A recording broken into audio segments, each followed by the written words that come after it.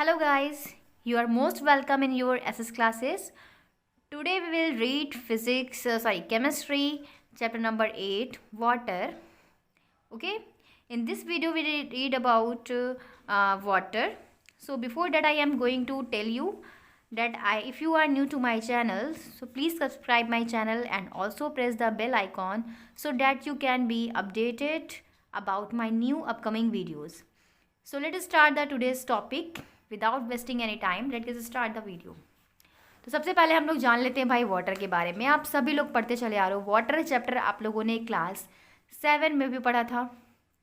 Class 7 में नहीं, class 6 में आप लोगों ने पढ़ा था वाटर चैप्टर को. तो हम लोग भैया पढ़ते चले आ रहे हैं कि water is a vital for life on earth.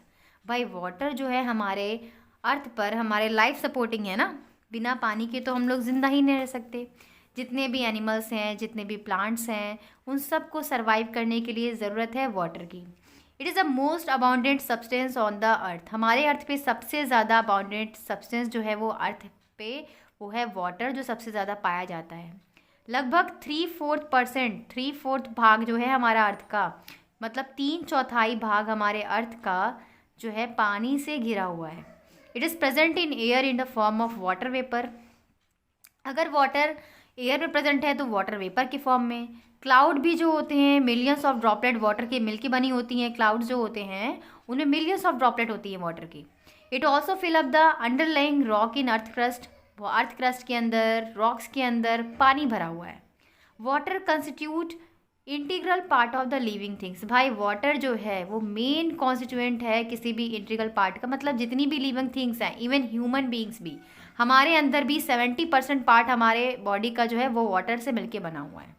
जितने भी लिविंग थिंग्स हैं, अगर मैं प्लांट्स की बात करूं, अगर मैं एनिमल्स की बात करूं, अगर मैं अपनी बात करूं, तो हमारे अंदर लगभग 70% वाटर फिलअप है. समझ रहे हो आप लोग? ठीक है. तो भाई अब हम देखते हैं वाटर साइकिल. सबसे पहला आपका टॉपिक है वाटर साइकिल. तो वाटर साइकिल से हम लोग स्टार्ट करते हैं. तो भाई आप लोगों ने देखा है कि evaporation of water from the surface of earth to form water vapour which condense on reaching the cooler part of the atmosphere and fall back on the earth in the form of snow, rain, mist, etc. is known as water cycle. जितना भी water evaporation, जैसे यहाँ पर ocean है, आप लोग देख सकते हो इस डायग्राम में, ये ओशियन है. ओशियन से क्या हुआ भाई, वाटर वेपर जो भी बन रहा है, जो भी वाटर जो है वेपोराइज हो रहा है. वाटर वेपर का मतलब आप लोग समझ रहे हो, है ना, कि जो भी वाटर भाप बन करके ऊपर जा रहा है उसका ढेर सारा कंडेंसेशन हो जा रहा है. वो सारा एक जगह जमा होने के बाद उसका कंडेंसेशन हो जा रहा है. वो बना रहे हैं क्लाउड. क्या बना रहा है? क्लाउड.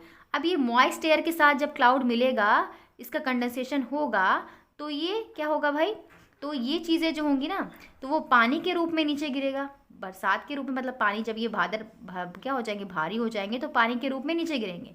अब ये वाटर के फॉर्म में ओशियन में भी जाएगा, सॉइल में भी जाएगा, लेक्स में भी जाएगा, है ना. तो फिर से क्या होगा, फिर से ये पानी जो है हमारा वेपराइज्ड हुआ और ज़मीन के अंदर चला गया, है ना.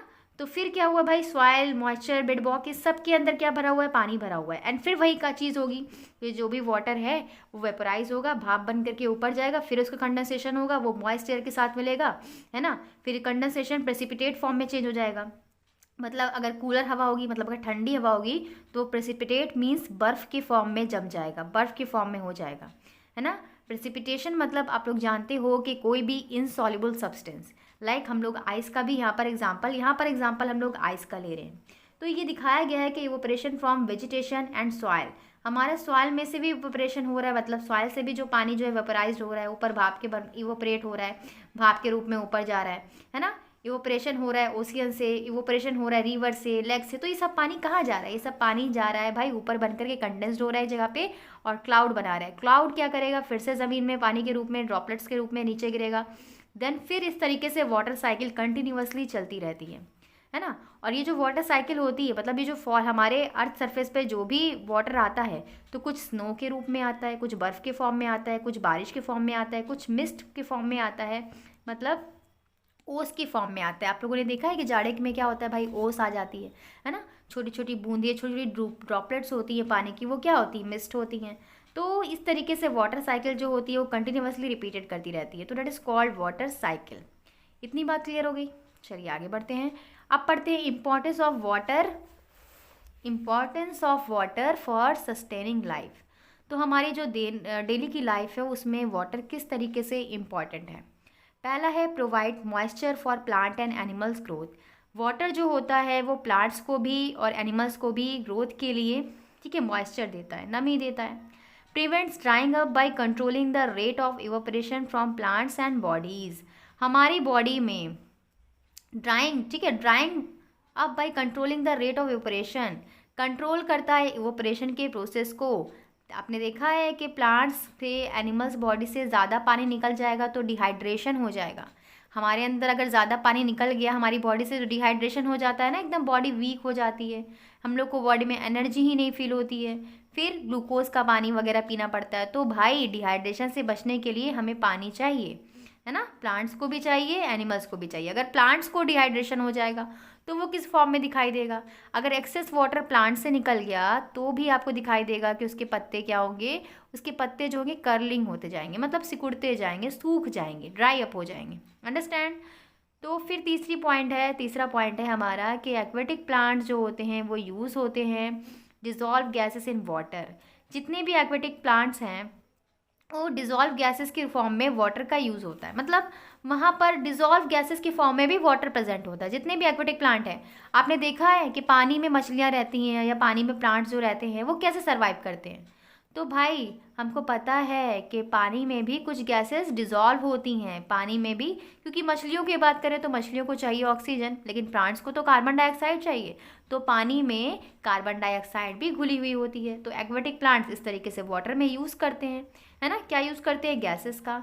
Help in germination and growth of seeds and plants, सब बहुत ज़रूरी है जर्मिनेशन के लिए, सीड की ग्रोथ के लिए, जर्मिनेशन के लिए किसी भी प्लांट्स की सीड के जर्मिनेशन के लिए और ग्रोथ के लिए क्या चाहिए, पानी चाहिए, है ना।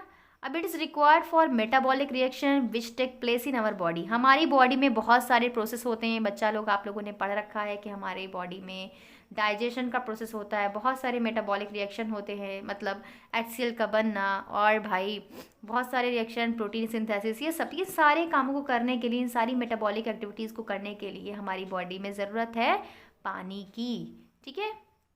तो इस तरीके से वाटर को आप देख सकते हो कि रोज़मर्रा की लाइफ में हमारे कितना ज़्यादा इंपॉर्टेंट है वाटर। अब यहाँ पर दिया है भाई क्यूरियोसिटी और कैप्सूल। क्यूरियोसिटी कैप्सूल में क्या दिया है भाई कि देखो, water for human consumption in very less, ठीक है, वाटर ह्यूमन कंजप्शन के लिए, मतलब ह्यूमन कंजप्शन के लिए वाटर बहुत कम बचा हुआ है, लगभग 97.4% in total water in ocean, जिसमें हमारा जो जितना ही पानी तो बहुत है हमारे अर्थ पे, लगभग मैंने बताया ना कि 3/4 पार्ट हमारा अर्थ सरफेस पानी से ही घिरा हुआ है, जिसमें से पूरा पानी कुछ फॉर्म में ग्लेशियर के फॉर्म में है, कुछ पानी ओशियन के फॉर्म में है, कुछ पानी रिवर के फॉर्म में है। तो ये पानी जो ओशियन के फॉर्म में है, लगभग देखो ओशियन के फॉर्म में लगभग 97.4% वाटर है, मतलब जितना भी पानी हमारे अर्थ में है उसमें से 97% तो ओशियन से घिरा हुआ है। अब ओशियन में आप लोग जानते हो कि ओशियन का पानी कैसा होता है, खारा होता है ना। समुद्र का पानी कैसा होता है भाई, खारा होता है, उसमें सॉल्ट होते हैं बहुत सारे, उसको हम लोग डायरेक्टली कंजप्शन नहीं कर सकते पीने के लिए, वो पोर्टेबल वाटर नहीं है, मीन्स उसको हम लोग पीने के लिए यूज़ नहीं कर सकते, है ना। तो जो ह्यूमन बींग्स के कंजप्शन के लिए वाटर है वो बहुत कम है। Rest of fresh water is frozen. अब कुछ फ्रेश वाटर फ्रोजन है, मीन्स ग्लेशियर के फॉर्म में, बर्फ़ के बड़े बड़े टुकड़ों के फॉर्म में है, एंड पोलर आइस कैप के फॉर्म में। जो आइस कैप आप लोग देखते हो ग्लेशियर में बड़े बड़े टुकड़े होते हैं, है ना, बड़े बड़े टुकड़े होते हैं बर्फ़ के, उसको बोलते हैं आइस कैप।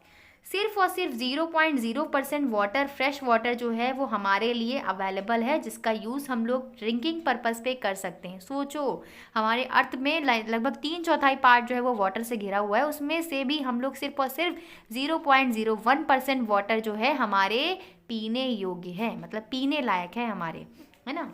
अब कह रहे हैं कि ये जो वाटर प्रेजेंट है, this water is present in form of river. ये वाटर भाई कहाँ कहाँ है, जो हमारे पीने लायक पानी है वो कहाँ कहाँ है, in the form of river, in the form of lakes, spring, ground water, है ना। नदियों में यूज़ किया जाता है, नदियों से पानी आप लोग पीते हो, नदियों से घर में आता है, लेक्स का यूज़ करते हो। स्प्रिंग वाटर जो हो गया पानी, बरसात का पानी जो है उसका भी यूज़ करते हैं। ग्राउंड वाटर जो ज़मीन का पानी है ना, जो ज़मीन का पानी है, जो बोरसेल लगाते हो। स्प्रिंग वाटर आप लोग यहाँ पे बात कर सकते हो, कुएं वगैरह का पानी भी आप लोग पीने के लिए लायक होता है। अब बात करते हैं पोर्टेबल वाटर। पोर्टेबल वाटर की बात कही जाए बच्चा लोग तो आप लोग समझ जाए ना, ड्रिंकिंग वाटर मतलब ऐसा पानी जिसको हम लोग ड्रिंकिंग के लिए यूज़ कर सकते हैं, that is called portable water.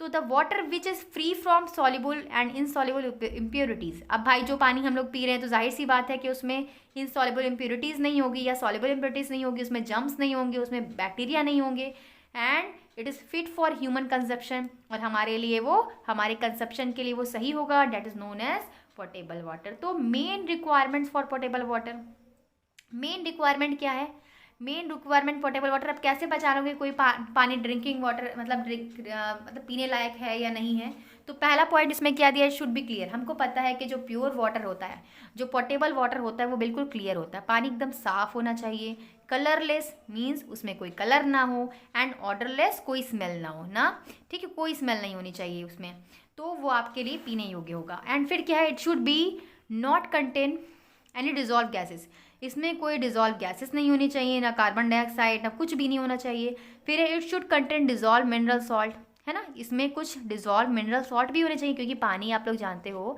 पानी में कुछ मिनरल सॉल्ट प्रेजेंट होते हैं। फिर should not contain germs and bacteria, जो पीने वाला पानी है भाई उसमें जर्म्स एंड बैक्टीरिया नहीं होने चाहिए।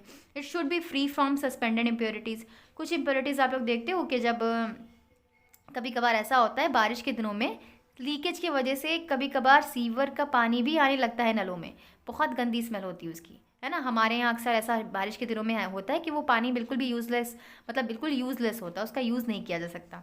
तो बारिश के दिनों में ऐसी प्रॉब्लम क्रिएट हो जाती है, तो वो पानी प्योर पोर्टेबल नहीं है, उसको हम लोग यूज़ नहीं कर सकते। बट यहाँ पे क्या कह रहा है कि कोई भी सुटेबल मतलब कोई भी सॉरी सस्पेंडेड इम्प्योरिटीज़, यानी कि कोई भी अंदर इम्प्योरिटीज़ नहीं होनी चाहिए। जैसे मैंने अपने बात की कि कोई वाटर ले लिया और उसके अंदर मिट्टी डाल दी तो उसमें अलग से दिखाई देगा वो सस्पेंडेड पार्टिकल्स जो उसके अंदर होंगे इम्प्योरिटीज़, उससे भी फ्री होना चाहिए क्या, पोर्टेबल वाटर, जिसको हम लोग यूज़ कर सके पीने के लिए।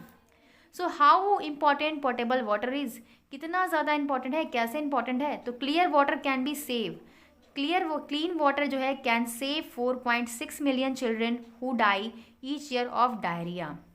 एक क्लियर वाटर से जो क्लीन पानी है, जो पोर्टेबल वाटर है, वो लगभग 4 से मतलब समझ लो, अगर मैं एस्टिमेट की वैल्यू लूँ तो लगभग 5 मिलियन बच्चों को बचा सकता है जो कि डायरिया से पीड़ित होते हैं और मर जाते हैं। डायरिया कौन सी बीमारी है, अभी आप लोगों को मैंने पढ़ाया है बेटा, बायोलॉजी में मैंने आप लोग को पढ़ाया है हेल्थ एंड हाइजीन में कि डायरिया जो है वो वाटर बॉर्न डिजीज़ है, जो पानी की गंदे पानी की वजह से होता है। तो अगर सोचो कितना ज़्यादा यहाँ पर चीज़ दिया हुआ मेंशन किया गया है कि लगभग 5 मिलियन बच्चे जो हैं वो डायरिया से हर साल मर जाते हैं। तो अगर साफ़ पानी हो, अगर पोर्टेबल वाटर हो तो ऐसा ना हो, सोचो कितनी ज़्यादा प्रॉब्लम क्रिएट हो रही है यहाँ पर, कितने सारे बच्चे, मासूम बच्चे मर रहे हैं, है ना, हर साल। Clean water gives improve sanitation, अगर उनको साफ पानी मिले तो क्या होगा भाई, वो लोग बच सकते हैं, है ना। क्लीन वाटर इम्प्रूव सैनिटेशन, अगर हम साफ पानी पियेंगे तो हम लोग बहुत सारी चीज़ों से बच सकते हैं, बहुत सारी बीमारियों से बच सकते हैं। भाई अब बात करते हैं हम लोग प्योरीफिकेशन ऑफ ड्रिंकिंग वाटर, ठीक है। तो प्योरीफिकेशन ऑफ ड्रिंकिंग, जो पानी हम लोग पीते हैं उसका प्योरीफिकेशन कैसे हम लोग मेंटेन करेंगे, तो पहला देखो, natural water is not pure, जो नेचुरल पानी होता है वो पूरी तरीके से नहीं होता है, hence it can not be use for drinking, इसको हम लोग डायरेक्टली ड्रिंकिंग के लिए, पीने के लिए यूज़ नहीं कर सकते। इसके अंदर बहुत सारी इम्प्योरिटीज़ प्रेजेंट होती हैं जो कि हमारे ह्यूमन कंजप्शन के लिए अनफिट हो जाएंगी फिर, है ना। सुनो क्या क्या इसके अंदर इम्प्योरिटीज़ होती हैं। Impurities present in natural water, natural water में एटमॉस्फेरिक गैसेस भी होती हैं। अब हमारे एटमॉस्फेयर में कौन कौन सी गैस है भैया, आप लोग को पता है बच्चा लोग, कार्बन डाइऑक्साइड भी है, नाइट्रोजन ऑक्साइड भी है, एक्सेट्रा, और भी बहुत सारी गैसेस है ना। मिनरल्स हैं फ्रॉम रॉक्स, है ना, मिनरल्स हैं फ्रॉम रॉक्स, जो पत्थरों से निकल रहे हैं मिनरल्स, वो भी हो गए, है ना। अब इसके अंदर कुछ पॉल्यूटेंट गैसेस भी हैं जो हार्मफुल हैं हमारे लिए, कार्बन डाइऑक्साइड है, नाइट्रोजन ऑक्साइड है, सल्फर डाइऑक्साइड है, सीवेज वाटर मैंने बताया ना, सीवेज वाटर भी इसमें आ जाता है कभी कभार, ऑर्गेनिक वेस्टेज भी। तो हार्मफुल जम्स एंड बैक्टीरिया कहाँ होंगे, जब इतनी सारी चीज़ें, इतनी सारी गंदगी हमारे पानी में मिली रहेगी तो उसमें हार्मफुल जम्स एंड बैक्टीरिया भी तो उसमें पनपेंगे ना, तो हमारे लिए सही नहीं है। इसी वजह से हमारे घरों में जो पानी आता है, चाहे वो नदी से आ रहा हो, चाहे वो लेक से आ रहा हो, लेकिन उसको पहले प्योरीफाई किया जाता है। पहले क्या किया जाता है, उसको प्योरीफाई किया जाता है, उसके बाद वो हमारे घरों तक आता है।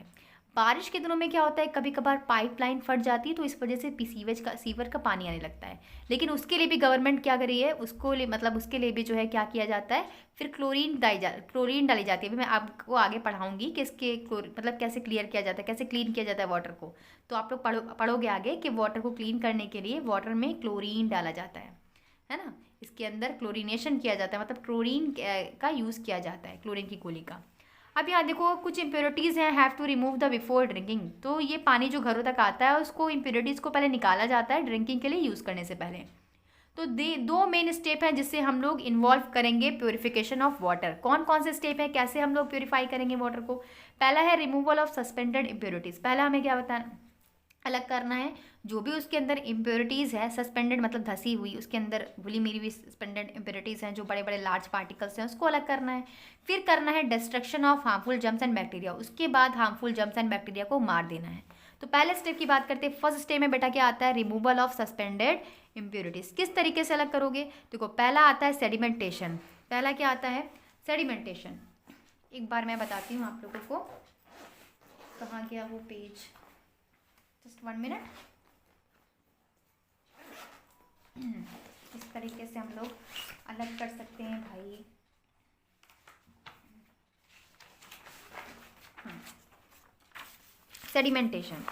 सेडिमेंटेशन का प्रोसेस आप लोगों ने पढ़ रखा है। क्या पढ़ा है आप लोगों ने कि कोई बीकर अगर ले लो, मैं समझाने के लिए बस बता रही हूँ बेटा, कि कोई बीकर ले लो आप लोग और उसके अंदर वाटर हो, है ना, और उसके अंदर हम लोग मड डाल देते हैं। तो क्या होता है कि जो भारी पार्टिकल्स होंगे वो नीचे सेटल डाउन हो जाते हैं, पानी ऊपर साफ रह जाता है और नीचे सस्पेंडेड इम्प्योरिटीज़ होती है। क्या होती है? सस्पेंडेड, ठीक है, सस्पेंडेड इम्प्योरिटीज़ नीचे बैठ जाती है। ये बात आप लोग को पता है ना? तो जो सस्पेंडेड इम्प्योरिटीज़ नीचे बैठ जाती है उसको हम लोग बोलते हैं सेडिमेंट। क्या बोलते हैं? सेडिमेंट। क्या बोलते हैं इसको भाई? सेडिमेंट। और इसको क्या बोलते हैं, ये जो हमारा ये प्रोसेस है इसको बोलते हैं सेडिमेंटेशन। मतलब जब इम्प्योरिटीज़ नीचे बैठ जाएगी उस प्रोसेस को बोलेंगे सेडिमेंटेशन। तो इस प्रोसेस में होता क्या है, मेनली इस प्रोसेस में हैवी पार्टिकल्स जो जैसे कि क्ले हो गया, मिट्टी हो गया, जो भी होगा नीचे बैठ जाएगा, है ना, और नीचे सेटल डाउन हो जाएगा। और bottom due to the effect of gravity, क्योंकि भाई जो भारी पार्टिकल्स होंगे वो नीचे बैठ जाएंगे ड्यू टू द ग्रेविटी। दूसरा कंडीशन है लोडिंग। अब इस प्रोसेस में क्या होता है, इस प्रोसेस में भाई इसमें केमिकल्स जैसे एलम को ऐड किया जाता है, coagulate floating matter, so impurities become heavier and settle down. इसमें क्या होता है कि इसमें कोई एलम लाइक सब्सटेंस को यूज़ किया जाता है, ऐड किया जाता है, ताकि जो भी तैरती हुई गंदगी है, मतलब पानी के ऊपर जो गंदगी तैर रही है, जैसे मान लो ये सपोज दैट ये बहुत हल्की है, ये तैर रही है पानी के अंदर गंदी इम्प्योरिटीज़, तो ये क्या करती है, जब इसके अंदर एलम डाला गया, मान लो ये एलम डाला गया, तो एलम जो है कि इसको खींच लेगा और नीचे बैठा देगा। क्या कर देगा? नीचे बैठा देगा। समझ रहे हो आप लोग? फिर होता है भाई फिल्ट्रेशन आप लोग सभी लोग बच्चा लोग जानते हो, पहले भी पढ़ चुके हो कि इस प्रोसेस में क्या होता है कि water pump through the beds of sand and gravel remove to suspended matter. Water को पंप किया जाता है और सैंड एंड ग्रेवल जो भी गंदगी होती है, जो भी सस्पेंडेड मैटर हैं उसमें से निकल जाते हैं, फिल्टर पेपर में ही रह जाते हैं। जैसे मान लो मैंने यहाँ पर एक कीप लगा दी, एक सपोज दैट मैं समझा रही हूँ आपको, बस हम लोग पानी में अगर कीप लगा दे और उस पर डाल दे एक फिल्टर पेपर, तो जितनी इम्प्योरिटीज़ है इसको हम लोग इस गंदगी को मतलब दूसरे बीकर में डालेंगे और यहाँ पर हम लोग कीप लगा देंगे, तो जो इम्प्योरिटीज़ है वो इस गंदगी मतलब इसमें रह जाएगी, इस फिल्टर पेपर के ऊपर रह जाएगी, और जितनी भी गंदगी वो इस फिल्टर पेपर पे रह जाएगी और हमारा पानी जो होगा फिल्ट्रेट हो जाएगा। अब हमारा पानी फिल्टर हो गया, लेकिन अभी भी इसके अंदर कुछ जर्म्स हैं, कुछ बैक्टीरिया हैं, तो इसको कैसे मारेंगे, इसको कैसे ख़त्म करेंगे? तो पहला है डिस्ट्रॉइंग हार्मफुल जर्म। किस तरीके से? दूसरा स्टेप है हमारा पानी को साफ करने का। पहले तो हम लोगों ने इसको सेडिमेंटेशन किया, लोडिंग किया, फिल्ट्रेशन किया। अब दूसरा स्टेप क्या है? Destroying harmful germs. किस तरीके से करेंगे? देखो पहला है एरेशन में क्या करना है, इस प्रोसेस में इन्वॉल्व होता है passing of air high pressure. यहाँ पर हमारी एयर को बहुत हाई प्रेशर से जो है फेंका जाता है to oxidise all organic matter germs which remain dissolve. जो उसमें ऑर्गेनिक मैटर होते हैं, जितने भी उसमें डिजॉल्व गैसेस होती हैं वो सब, ताकि एक जगह हो जाए। उसके बाद होता है क्लोरीनेशन क्यों होता है भाई? देखो इस प्रोसेस में disinfection of water by using bleaching powder which release chlorine to kill germs. Chlorine का यूज़ किया जाता है, ब्लीचिंग पाउडर का यूज़ किया जाता है पानी में जर्म्स को मारने के लिए। ये याद रखना। आता है क्वेश्चन कि किस चीज़ का यूज़ किया जाता है, कौन सी दवा का यूज़ किया जाता है, या बोला जाता है किस ड्रग्स का यूज़ किया जाता है। मेनली पानी में रहने वाले जम्स को मारने के लिए। तो आप लोग लिख सकते हो using bleaching powder which release to chlorine and kills germ. ठीक है, ब्लीचिंग पाउडर जो कि रिलीज करता है क्लोरीन एंड किल करता है जम्स को। अब है बॉइलिंग। नेक्स्ट हमारा लास्ट स्टेप है बॉइलिंग। जब पानी हमारे जम्स मर गए सारे, तो अब एक लास्ट प्रोसेस होता है जिसमें स्मॉल स्केल पे प्योरिफिकेशन किया जाता है वाटर का। लाइक हीट ट्रीटमेंट दिया जाता है वाटर को, मतलब पानी को बहुत ज़्यादा हीट किया जाता है, बहुत ज़्यादा गर्म किया जाता है ताकि उसके अंदर जितने बैक्टीरिया हैं, जितने जम्स हैं, मार दें। लेकिन ये प्रोसेस जो बॉइलिंग का प्रोसेस है बहुत कम। जैसे आप लोगों के घर में मैंने बताया ना कि गंदा पानी आ रहा है, तो हम लोग क्या करते हैं भाई, उसको हम लोग गर्म कर देते हैं। गर्म करने से क्या होगा कि उसके अंदर जितनी भी इम्प्योरिटीज़ है या जितने भी उसके अंदर जम्स बैक्टीरिया हैं वो मर जाएंगे, है ना। And heat treatment given to water kills and germs and water become safe for drinking. और पानी वो सेफ हो जाएगा, पीने के लिए तैयार हो जाएगा, मतलब पी सकते हो आप लोग उसको। ठीक है, तो ये चीज़ें हम लोगों ने पढ़ी। आज हम लोगों ने इतने टॉपिक को क्लियर किया। नेक्स्ट टॉपिक में हम लोग पढ़ेंगे भाई यूजेस ऑफ वाटर। वाटर का यूज़ हम लोग कहाँ कहाँ करते हैं। वीडियो बहुत लेंथी हो जाएगी बच्चा लोग, तो वीडियो को लेंथी ना करते हुए हम लोग अपने आज के टॉपिक को, अपने आज के वीडियो को यहीं पर स्टॉप करते हैं। आज के लिए इतना काफ़ी है। वीडियो अच्छी लगी हो तो अपने फ्रेंड के साथ ज़रूर शेयर कीजिएगा और थैंक यू फॉर वॉचिंग।